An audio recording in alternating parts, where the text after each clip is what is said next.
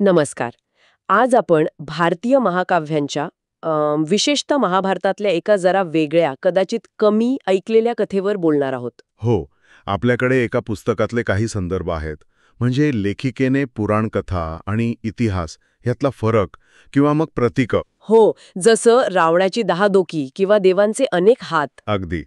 आणि शाप वरदान यावरही तिने काही विचार मांडले आहेत. तर आज आपलं लक्ष आहे की महाभारताच्या मुख्य कथेच्या बाजूला असलेल्या, पण तरीही खूप रंजक अशा एका कथेचा आणि तिच्यातून येणाऱ्या वंशावळीचा माग काढणं. बरोबर. आणि लेखिकेचा एक महत्वाचा मुद्दा काय आहे की या कथा म्हणजे निव्वळ कल्पना नाहीत. त्या मानवी भावना आणि काय म्हणतात त्याला नीतिमत्तेची गुंतागुंत दाखवतात. श्रीकृष्णाची नीतिकुशलता तर आहेच, पण सामान्य माणसांच्या भावनांमुळे महाभारत कसं जास्त खरं वाटतं हे तिला सांगायचंय. अगदी. चला तर मग आज अशाच एका कथेत डोकावूया. हो, अर्जुन. म्हणजे त्याच्याबद्दल बोलायला खूप काही आहे. बरोबर. आणि विशेषतः त्याची जी अनेक नावं आहेत त्या नावांचा आणि त्यांच्या मागच्या कथांचा आपण आज आढावा घेऊया. नक्कीच. एकाच माणसाला इतकी नावं कशी मिळाली हेच मुळात खूप इंटरेस्टिंग आहे. सुरुवात करूया त्याच्या एका कौशल्यापासून. तो तिसरा पांडव. उत्तम धनुर्धारी तर होताच. हो, भीष्मांचा आवडता, द्रोणांचा प्रिय शिष्य. हो, पण एक गंमत आहे. एकदा रात्री आश्रमात दिवे विझले होते आणि भीम अंधारात जेवत होता. अर्जुनाने पाहिलं आणि त्याला आश्चर्य वाटलं. अच्छा. त्याने विचारलं, हे कसं काय जमवत आहेस? आणि भीमाने काय उत्तर दिलं? भीमाने एकदम सहज सांगितलं, अरे सवयीने काही जमतं.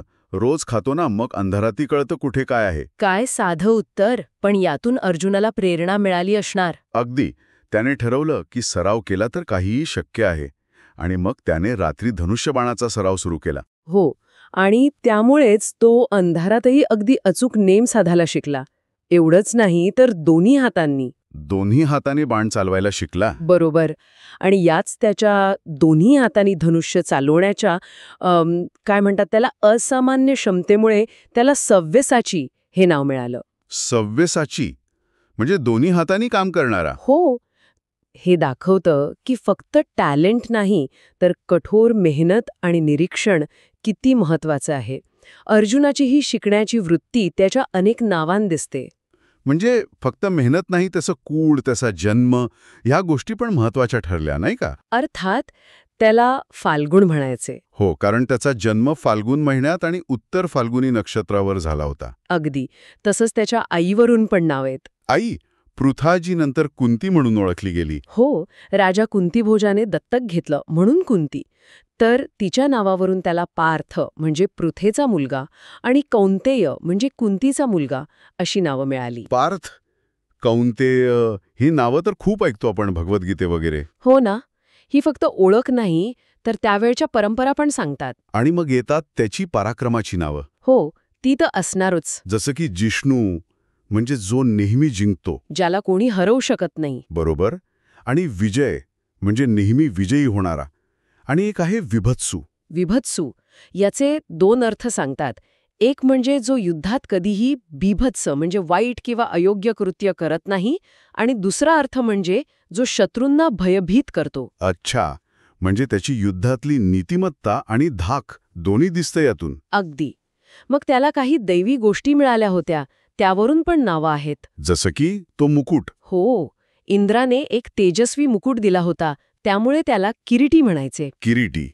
आणि त्याचे घोडे ते पांढरे होते ना? बरोबर. 4 पांढरे शुभ्र घोडे म्हणून श्वेतवाहन. श्वेतवाहन. आणि केसांवरून पण एक नाव होतं, गुडाकेश. हो, गुडाकेश. याचे पण दोन अर्थ आहेत. एक म्हणजे ज्याने गुडाका म्हणजे निद्रेवर विजय मिळवला आहे तो, किंवा ज्याचे केस कुरळे सुंदर आहेत तो.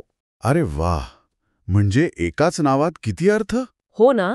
आणि संपत्ती जिंकण्याच्या त्याच्या क्षमतेबद्दल पण एक नाव आहे. धनंजय. बरोबर, धनंजय. राजसूय यज्ञाच्या वेळी त्यानं अनेक राजांना हरवून खूप संपत्ती मिळवली होती पांडवांसाठी. म्हणजे संपत्ती जिंकणारा. हो, यातून त्याचं शौर्य आणि राज्याच्या समृद्धीसाठी असलेलं योगदान दोन्ही दिसतं. काही ठिकाणी त्याला पूर्वज राजा भरताच्या नावावरून भारत असंही म्हटले. भारत म्हणजे किती ओळख. पण या सगळ्या पलीकडे एक नाव आहे जे मला खूप गूढ वाटतं, नर. हो, नर. ही कथा खूप खोल आहे आणि अर्जुनाच्या अस्तित्वाला एक वेगळाच आयाम देते. काय आहे ती कथा? असं मानतात की अर्जुन हा पूर्वजन्मी नर नावाचा ऋषी होता.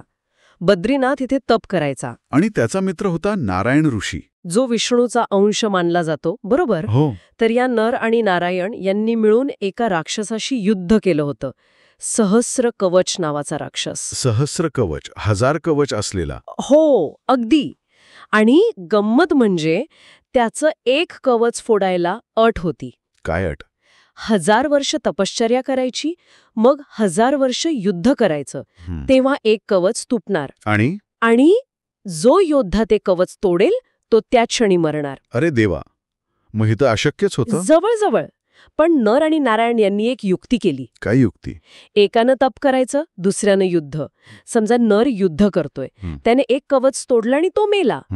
तर नारायण त्याच्या तपश्चर्येच्या बळावर त्याला परत जिवंत करायचा. मग नारायण युद्ध करायचा, नर तप करायचा. अच्छा, आळीपाळीने. हो, असं करत त्यांनी 999 कवच फोडले. पण शेवटचं कवच उरलं असताना तो राक्षस, सहस्र कवच, तो कसा तरी निसटला. बापरे. फक्त एक कवच घेऊन. हो. आणि मग पुढच्या जन्मात तो कर्ण म्हणून जन्माला आला, ज्याच्याकडे जन्मतः कवच कुंडलं होती. अगदी तीच मान्यता आहे. आणि नर आणि नारायण यांनीच मग अर्जुन आणि कृष्ण म्हणून अवतार घेतला आणि महाभारतात त्याचा वध केला. काय विलक्षण जोडणी आहे ही.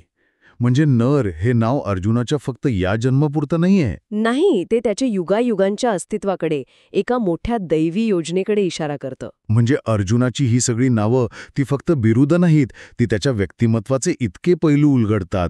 त्याचं स्किल, त्याचं कुळ, पराक्रम, दैवी कृपा आणि चक्क पूर्वजन्म. बरोबर. आणि ही नावं म्हणजे अर्जुनाच्या पूर्ण कथेचा, त्याच्या अस्तित्वाच्या वेगवेगळ्या लेयर्सचा जणू काही सारांशच आहेत. या नावांच्या आत शिरलं की फक्त एक योद्धा नाही, तर एक अत्यंत कॉम्प्लेक्स आणि मल्टी डायमेन्शनल कॅरेक्टर समोर येतो. हो. आणि त्यामुळे महाभारताची भव्यता अजूनच जाणवते. खरंय. जाता जाता एक विचार येतो मनात, की हा जो नर नारायण आणि सहस्र कवच म्हणजे कर्ण, यांच्यातला हा जो युगांयुगांचा संघर्ष आहे, तो नियती, कर्म, धर्म या मोठ्या संकल्पनांबद्दल काय सांगत असेल, यावर नक्कीच विचार करण्यासारखा आहे.